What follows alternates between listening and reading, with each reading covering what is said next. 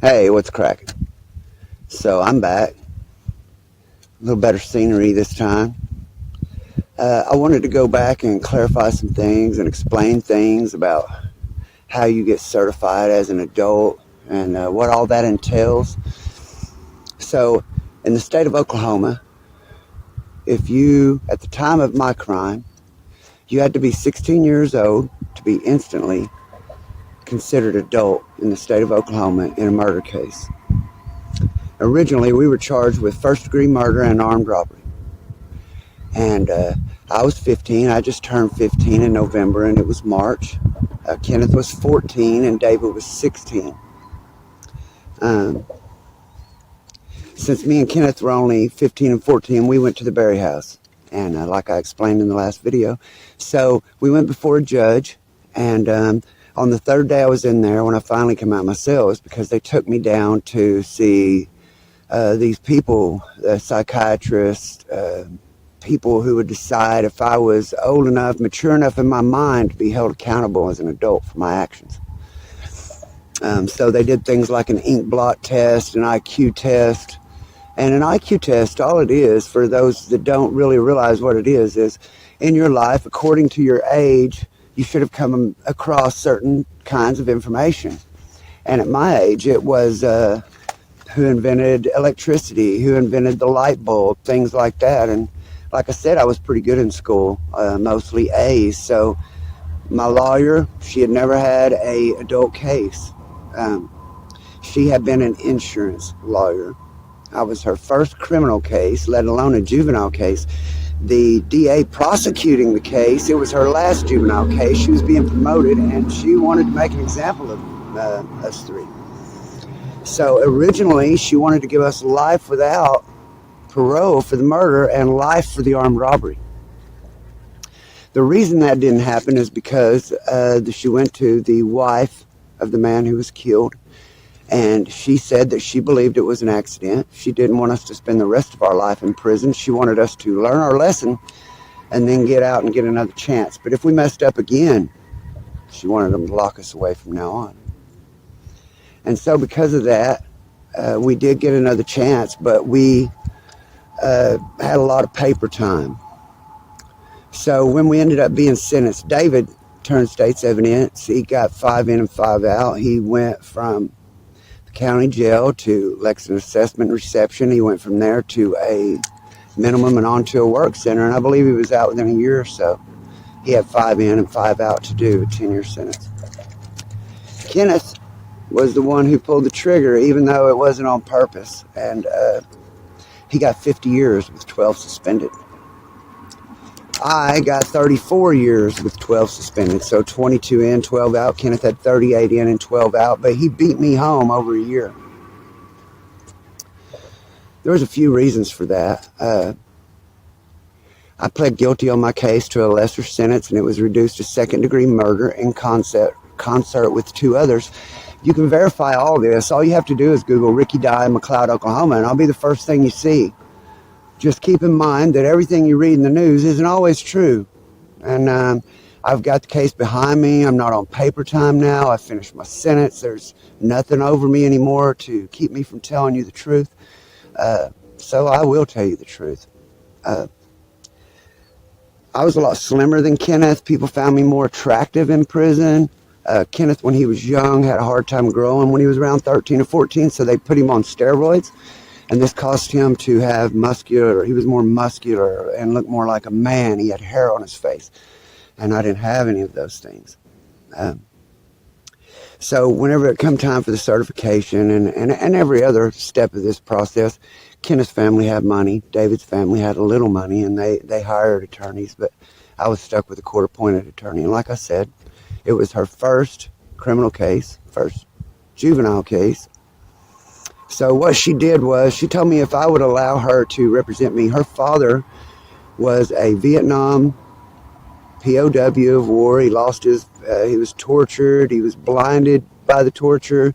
Now he was a judge over the state Supreme Court of Appeals of Oklahoma. And her mother was the head of DHS. And as a favor to them, a man named John Coyle took my case. And then my lawyer, Susan Bussey, she just learned from him. So John Coyle, he was a blessing, another answer to my mother's prayers, my grandmother's prayers. And he cost $20,000 up front, $20,000 more if it went to trial, but he represented me for free. So if it hadn't been for that, I probably would have had a lot more time. But in the state of Oklahoma, when a felony is committed, in the process of a felony, if someone dies, you're all guilty of murder. That means that even though David never went in a store, never held a gun, he drove up to the store with us, he drove off with the store with us, and that made him guilty of murder. And I was guilty of murder just as if I'd pulled the trigger. Say you and I, we pull up at a gas station to get gas. You're pumping the gas. I tell you I'm going to go in and pay for it. You have no idea. I have a pistol on me. I go in and I rob the man and I shoot and kill him. I come back out in a rush, tell you, come on, let's go. And you're scared and you drive off with me. You are as guilty of murder as if you'd take turns shooting. That's how it is in the state of Oklahoma. I have a friend who in prison, he'll never get out. He was a couple years older than me when the crime was committed. Him and his friend, they went in to rob a house and they didn't know anyone was there. It was all dark, and there was an older woman home, an elderly woman, and she hit his friend in the head with a frying pan and killed him. He ran away, but his friend was killed. They were in the commission of a felony, so he got life without parole. He'll never go home. So in a lot of ways, I'm lucky. They came to me first, wanted me to file turn state's evidence when I was in the Berry house, because I was the youngest offender in the crime that did not pull the trigger. At the time, I didn't know what a rat was. Didn't say no because I didn't want to be a rat. My family wanted me to do it. They said they'd do it to you. And I didn't know what a rat was, but I just knew that I felt that I was as guilty as Kenneth. Me and him, we kept daring each other. Every time one of us would back out, the other one would call him a pussy. So we just kept it up until we ended up making the biggest mistake of our life. And I felt that I was just as guilty as he was. And so I wasn't going to turn on him and get him wiped out for the rest of his life for something I felt like I was just as big a part of. So they did certify me. Once you're certified as an adult, they use everything the psychiatrist, everything from the ink blot test, your IQ. Kenneth's lawyer and David's lawyer told them to play dumb. My lawyer never had a case, and she told me to do as good as I could. And shit, I went there thinking my life was on the line. 3 days after the crime, I had an IQ of 147, perfect ink blot test, perfect reality perception. Said you could put me in a room with 50 people. In a couple hours, I could tell you who all I could trust. Bullshit, right? 15-year-old kid, but they were just proving that there's no way I went into that store, didn't realize what was happening. But I didn't realize anyone was going to get killed. No one did, because it wasn't planned. Once I was certified as an adult, I was sent to the county jail. My lawyers kept me there around a year and a half, hoping to let me grow up a little. So if I did go to prison, I would be a little bigger, but also trying to get me reversed to a juvenile. Had I been reversed to a juvenile, I would have went to Raider in Sand Springs and Tulsa, and I would have been released when I was 18 years old. But the DA said that if they put me in a juvenile center, I would find the line and I would walk on it. I was too intelligent, and that when they let me out, I'd be a worse criminal than I was, which the truth is, I went to church all my life. As soon as it happened, I realized how wrong it was, and had they let me go, it never would have happened again anyway, but they did teach me my lesson. Unfortunately, prison is not about rehabilitation. Prison is about retribution and revenge. We don't fix people, we make them worse. So when I was in the county jail, I had a chance to be reversed by the state Supreme Court. There were 5 judges who had the decision on that. It was tied 2-2 to reverse me or send me on. And the 5th judge just went with whatever this other judge said, and they had voted to certify me. So I was certified.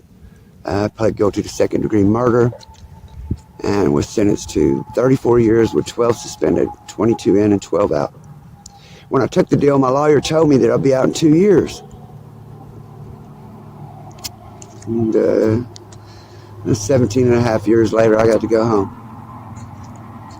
So the next year, I'll get on to the county jail. I wanted to explain how all that went, how I ended up being an adult, and what exactly happens, how you end up in prison for murder even though you didn't have a gun.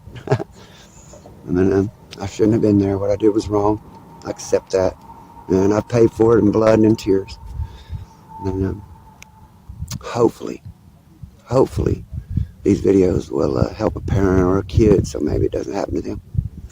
See you guys in the next one. Peace.